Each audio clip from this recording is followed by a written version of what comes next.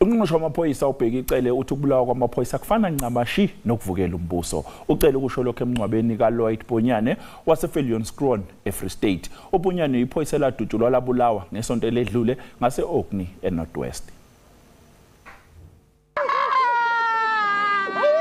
Abasebenzi kunye izihlobo nezalamane bebedibene ukuzophana ngenxaso yokugqibela kumfi.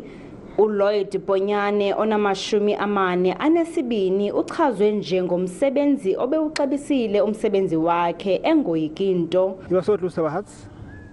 He was loving, he was a darling to us, and then we raised him as the family, as one united family, and he never disappointed us. Umphathiswa wamapolisa uthi amapolisa asebenza phansi koloyiko.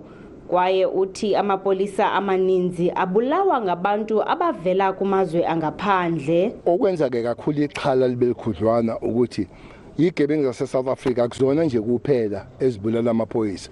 Kodwa iphoyisa esingcwabele impompo ku2 weeks odlule nesingcwaba namhlanje babulawe abantu bangaphandle abangenawo ngisho amaphepha. Umbutho wamapolisa iPop Crew iye yaphefumla ngalomba. We said it even during the National Congress. This police killings must come to an end. Our community must work hand in hand with the police.